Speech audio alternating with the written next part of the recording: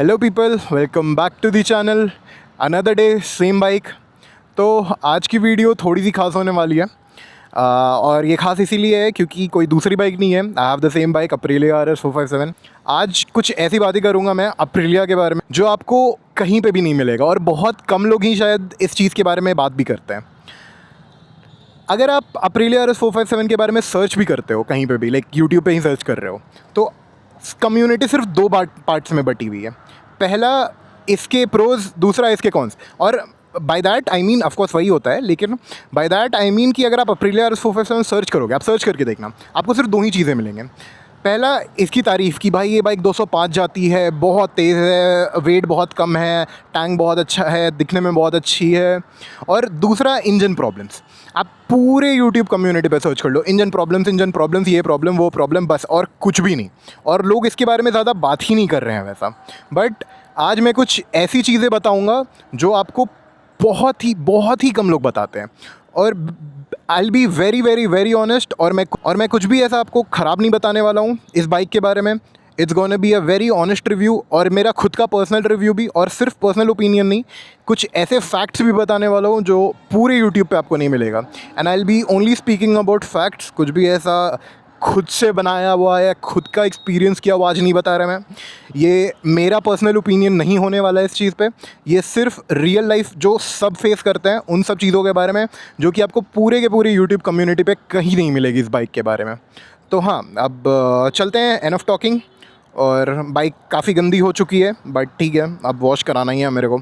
और भाई मैं सोच रहा हूँ यार इसकी चेन भी क्लीन करा दूँ, बहुत ही गंदे हो गए इसके चेन। यस, हाँ भाई, क्लीन तो करना पड़ेगा मेरे को, बट हाँ ठीक है। ओके, तो अब चलते हैं और let's see you on the other side. भाई लोग, तो अब बातें करते हैं कुछ ऐसी चीज़ों के बारे में इस बाइक की जो बहुत कम लोग ही बताते हैं आपको, और या शायद आपको ना भी बताएं। और आपको I am pretty sure in सब चीज़ों के बारे में यूट्यूब पे तो बहुत कम ही लोग बता रहे हैं। तो let's start with the one thing which I am facing right now, the heat dissipation. अब इसकी बात मैं करूँ तो ये इतना ख़राब है, इतनी ख़राब पोजीशनिंग है इस बाइक की। ये हीट अप इतनी गंदी तरीके से होता है। तो फॉर एग्ज़ाम्पल मैं आपको एग्ज़ाम्पल देता हूँ। I am moving forward, okay, तो विंड ऑफ कोर्स मेरे ऑपोजिट डायरेक्शन में जाएगी। अब इसका जो हीट डेसिपेशन वाला एरिया है, द फैंस, वो it's on the right side here, exactly this part.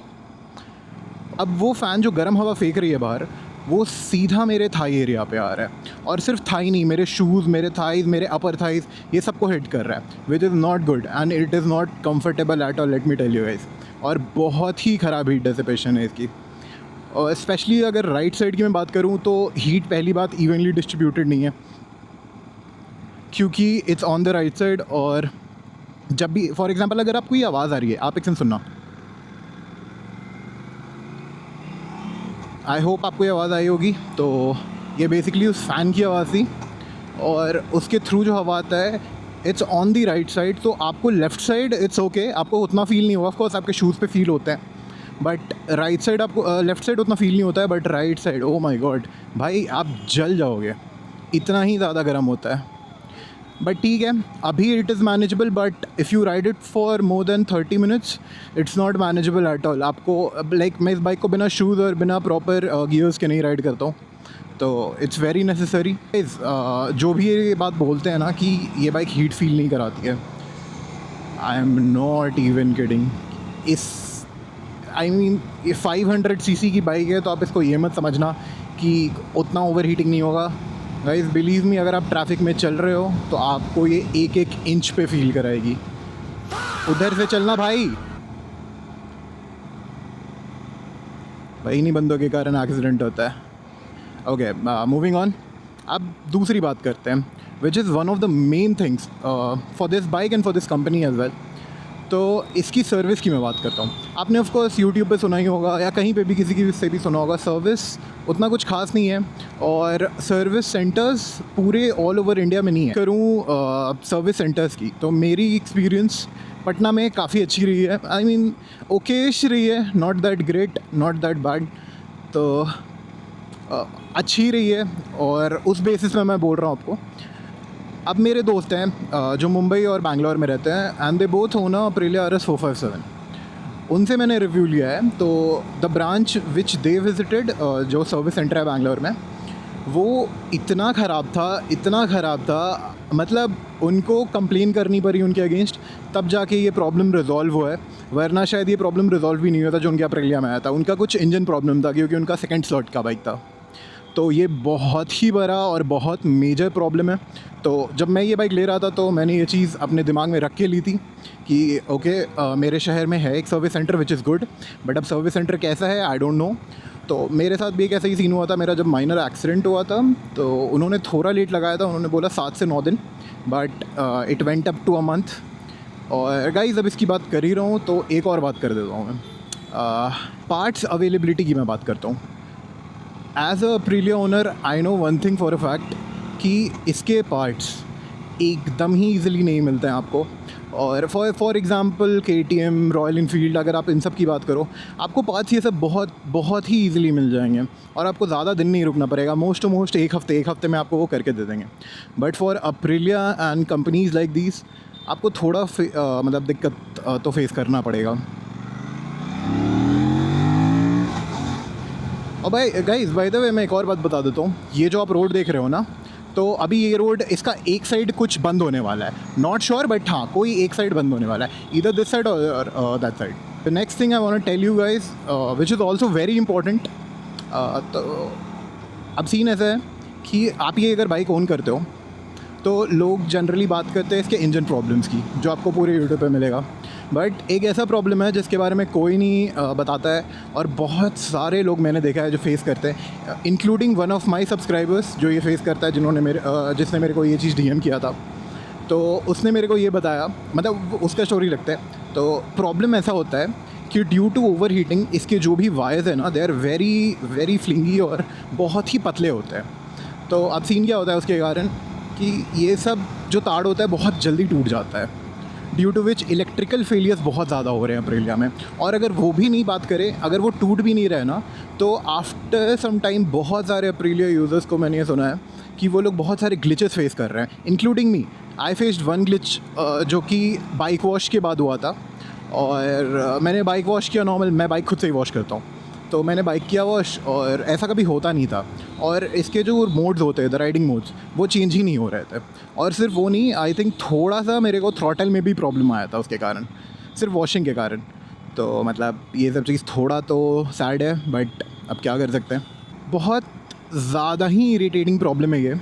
और आप जब भी गियर शिफ्ट करते हो, if you own Aprilia RS 457, आपको ये कट की साउंड आती है। फॉर एग्जांपल मैं थर्ड गियर में हूँ, ठीक है, और आई एम ड्राइविंग एट 40 और मैं गियर डाउन करता हूँ, आप सुनना।